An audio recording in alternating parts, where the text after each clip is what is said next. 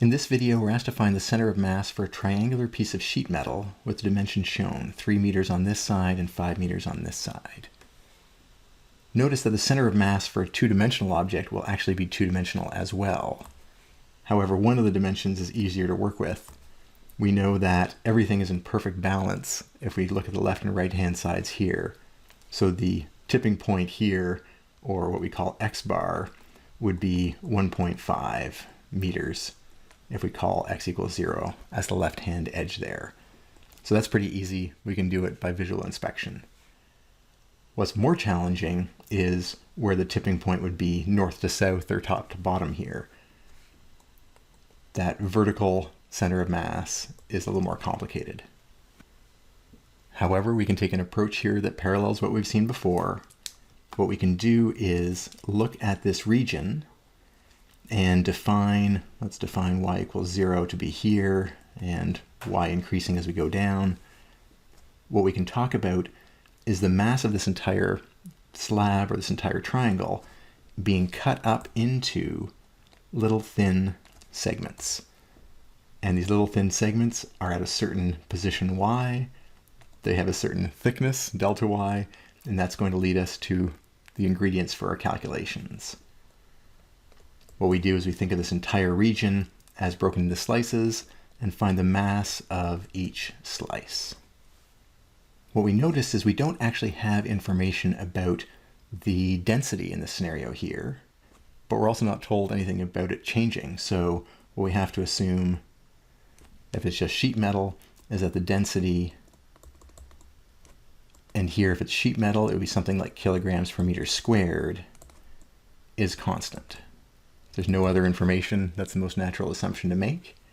And so the mass of a slice will be the density times the area of the slice. Checking our units, density would be in kilograms per meter squared. The area of the slice would be in meters squared, and that will give us a mass in the end in kilograms. To make life easy on ourselves, let's define the density to be something. Let's call it, another term that's often used is rho. Looks like a P, but it's the Greek letter rho. So we can put that into our formula here. The area of the slice is a rectangle, with little shaved ends, but it's a rectangle, or it approaches a rectangle as the thickness of these slices gets smaller, which is what we're going to do when we turn it into an integral. So density times area, and the area is going to be made up of width times height. That's going to give us density, and then the width we'll look at in a second, but the height is going to be the thickness of that little cut, which is delta y. Now, how wide is this slice? Well, that varies depending on what y is, but fortunately we have a similar triangle situation hiding in here. We have our triangle at the top, which has y for the height and the width that we care about for the bottom. And that is similar to our 5 by 3 triangle. So from that, we get the relationship that the width over y is the same as 3 over 5, or 3/5. So our width is 3/5 of y. We take that and we put it in here. So now we have the mass of any slice. Any location you pick, we can find how wide it is, multiply it by the density and the little height, and we're going to get units of kilograms for the mass. What that leads us to finally then is the y center of mass is going to be an integral that takes the y coordinate times the mass of a slice. That's where we add up masses times the position, and in the denominator we add up not the y's, but simply the masses of the slices. And that'll give us the total mass of the triangle. We have to specify our limits of integration. Y equals 0 as our starting point. We defined it up here, and y will eventually stop at the end of the triangle, which is at 5 meters. We can then replace the mass of the slice formula element here with what we actually obtained earlier. and let's just do that in this spot, we're going to get the density times 3/5 of y, and the only change is the delta y we now write as dy to match the integral notation.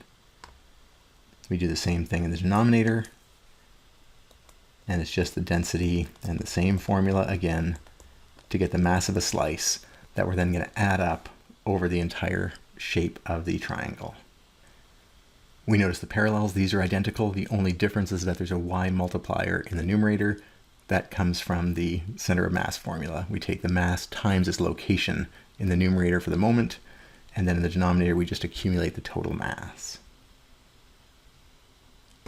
All right, once we've constructed this, which involves a lot of intellectual effort just to get to one statement, we can then go back to our integration techniques and actually evaluate these integrals. We'll do that on the next page. So the numerator in our expression was this integral here.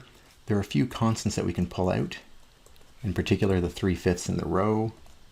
So I'll have 3/5 and the density come out front, and we'll multiply in the y's, and we simply get y squared, which is nice and tidy. We can then integrate that to get y cubed over 3 between 5 and 0. That gives us 3/5 of rho and 125 over 3. Contrast that with the denominator, which was almost the same integral. It had all of these terms but didn't have that leading y. So it was rho times 3/5 of y dy. Again, we just tidy first before we evaluate our integral. That will give us 3/5 of rho times the integral from 0 to 5 of y. That's not too bad at all. Keep the 3/5, integrate y, we get y squared over 2 between 5 and 0, and that gives us 3/5 of rho times 25 over 2. Going back to the last page for a brief moment. What we just calculated there were the numerator and the denominator. To get our center of mass in the y direction, we simply put those two ingredients together. The y center of mass will equal this, 3/5 of rho 125 over 3, divided by the denominator, which also had 3/5 of rho, conveniently, and 25 over 2. Cancel those, cancel those. Some other nice cancellations with the 125 and 25. And by the time we're done here, we'll have 2/3. And it'll actually just be 5 here. 5 times 2/3. Which, if we write it that way, is actually more helpful than the numeric value of 3.33 meters. The y center of mass will be 2/3 of the way down on this triangle. Is that reasonable? Well, it absolutely makes sense that it should be further down. 2/3 is probably a little lower than that, around here, because there's more mass at this end of the triangle than there is at the tip.